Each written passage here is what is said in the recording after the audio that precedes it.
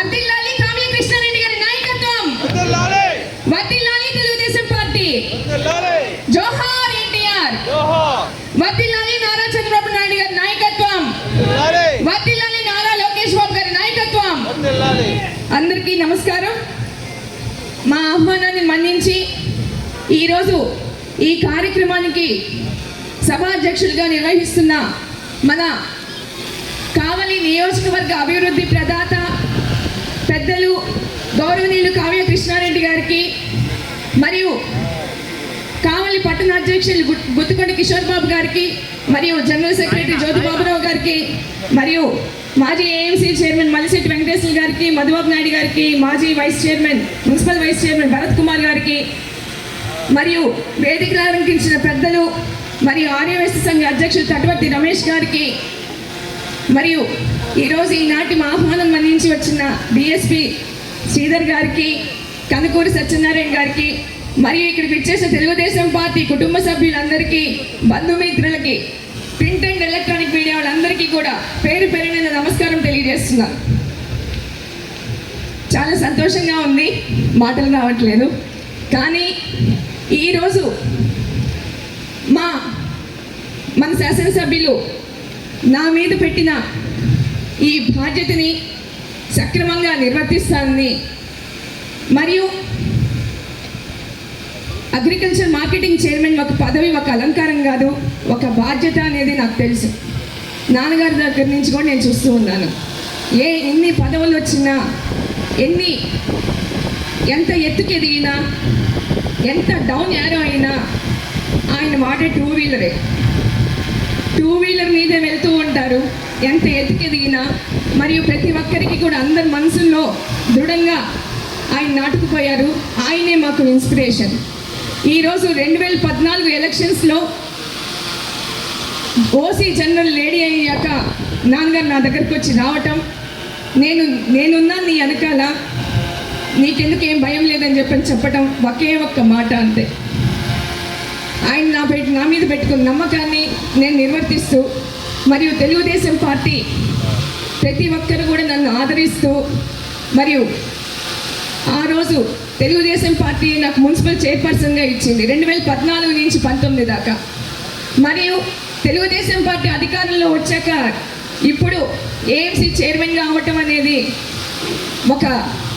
నాకైతే ఒక కళ.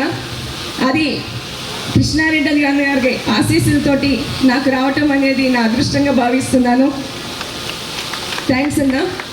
ఖచ్చితంగా ఈ మార్కెటింగ్ చైర్మన్ పదవికి మరియు మీ సహకారంతో మా కమిటీ మొత్తం కూడా మీ అడుగుజాడలో నడుస్తాము. మరియు కావలి నియోజకవర్గానికి మున్సిపాలిటీకి సంబంధించి అయితే బాగా అలవాటు ఉంది, మరి రైతులకు సంబంధించి కొత్తగా అన్నీ తెలుసుకుంటున్నాను. ఖచ్చితంగా ప్రతి ఒక్క రైతులకు కూడా రావాల్సిన బకాయిలు కానివ్వండి, మరియు మన రాష్ట్ర ప్రభుత్వం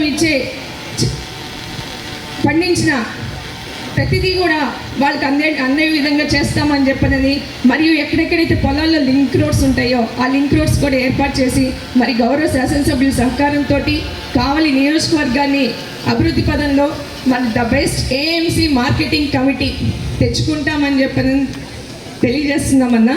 థ్యాంక్ యూ. మరియు మా నాన్నగారిది 6 వయసుది, ఆ రోజు నుంచి కూడా ఎప్పుడు అండగా ఉంటూ ఆయన అడుగుచాడల్లోనే నేను నడుస్తూ ఉంటున్నాను. మరి 6 వయసు రథసారథి ఆయన కీర్తిని, సేవని ప్రజలు మరవకుండా ఉండడానికి నాన్నగారి విగ్రహం పెట్టి ఆయన ప్రజల్లో కూడా ఉండేటట్టుగా చేసిన మన శాసనసభ్యులు కావ్య కృష్ణారెడ్డి గారు, మా కుటుంబానికి ఎప్పుడు కూడా మీకు రుణపడి ఉంటామన్నా. ఈరోజు మాకు ఇంత ఘనకీర్తిని తీసుకొని వచ్చింది మీ వల్లే అని చెప్పని తెలియజేస్తున్నాను. అనుకోకుండా ఈరోజు నాన్నగారు చనిపోవటం, ఆయన విగ్రహం ఏర్పాటు చేసిన మూలకారకులు మీరే. ఈరోజు నా పదవికి ఈరోజు మార్కెటింగ్ యార్డ్ చైర్మన్ ఇచ్చింది కూడా మీరే. ఇవన్నీ కూడా మేము మర్చిపోము. ఆయన సొంత నిధులతోటి ఈరోజు విగ్రహం ఏర్పాటు చేసి ప్రతి ఒక్కరికి కూడా, మా అందరికీ కూడా ఎంతో గమనార్హంగా ఉంది.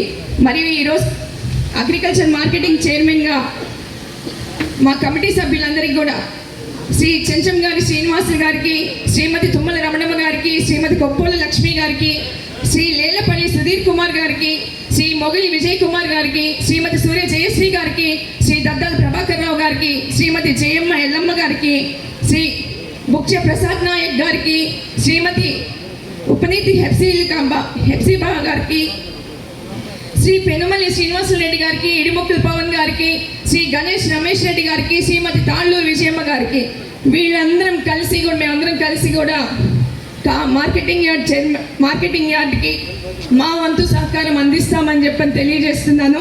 అదేవిధంగా ఈరోజు కావలి నియోజకవర్గం, కావలి పట్టణం క్రితం ఎలా ఉన్నది మనందరికీ తెలిసిన విషయమే. 2019 నుంచి 24 అభివృద్ధి లేకుండా భయపెడుతూ జనాల్ని, ప్రజలందరినీ ఇబ్బంది పెడుతూ చేస్తున్న ఒక రాక్షస పాలన మనం చూస్తున్నాం. దానికి ఈరోజు కావలి నియోజకవర్గ శాసనసభ్యులు దగ్గుబాటి వెంకటకృష్ణారెడ్డి గారు ఈరోజు ఒక చరిత్ర 33,000 మెజారిటీ.